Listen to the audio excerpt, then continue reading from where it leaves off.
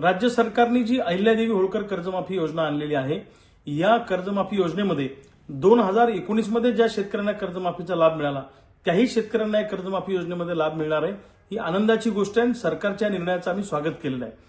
परंतु रेग्युलर कर्ज भरणाऱ्या शेतकऱ्यांवर या कर्जमाफी योजनेमध्ये प्रचंड मोठा अन्याय झालेला आहे। जे शेतकरी रेग्युलर कर्ज भरतात ते शेतकरी कर्ज भरण्यासाठी पै पाहुण्याकडून किंवा सावकाराकडून व्याजाने पैसे आणत असतात आणि ते कर्ज भरत असतात। त्यामुळे रेग्युलर कर्ज भरणाऱ्यांचा हा गुन्हा आहे का रेग्युलर कर्ज भरणं। त्यामुळे रेग्युलर कर्ज भरणाऱ्यांना सरकारने जे 50,000 रुपयाचं अनुदान डिक्लेअर केलंय हे अनुदान खूप कमी आहे। त्यामुळे रेग्युलर कर्ज भरणाऱ्या शेतकऱ्यांना सुद्धा या 2 लाखाच्या कर्जमाफीचा लाभ द्यावा, त्यांना 2 लाख रुपये प्रोत्साहनपर अनुदान द्यावं अशी आम्हा शेतकऱ्यांची मागणी आहे। रेग्युलर कर्ज भरणाऱ्या शेतकऱ्यांमध्ये प्रचंड असंतोषाची भावना महाराष्ट्रभर आहे। त्यामुळे सरकारला आमची विनंती आहे की नियमित कर्ज भरणाऱ्या शेतकऱ्यांना 2 लाख रुपयाचं अनुदान सरकारने तातडीनं द्यावं।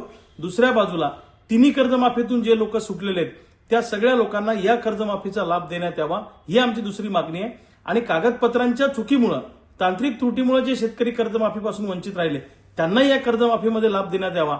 या 3 मागण्या सरकारला आमच्या आहेत। सरकारनं वेळीच तातडीने रेग्युलर कर्ज भरणाऱ्यांची आणि तिन्ही कर्जमाफीतून सुटलेल्या लोकांची दखल घेतली नाही किंवा त्यांना कर्जमाफीमध्ये समाविष्ट केलं नाही तर रेग्युलर कर्ज भरणाऱ्या सगळ्या शेतकऱ्यांना घेऊन महाराष्ट्रभर प्रचंड मोठं आंदोलन येणाऱ्या काळामध्ये उभं राहणार आहे। आम्ही सगळ्या शेतकरी नेत्यांशी बोलतोय।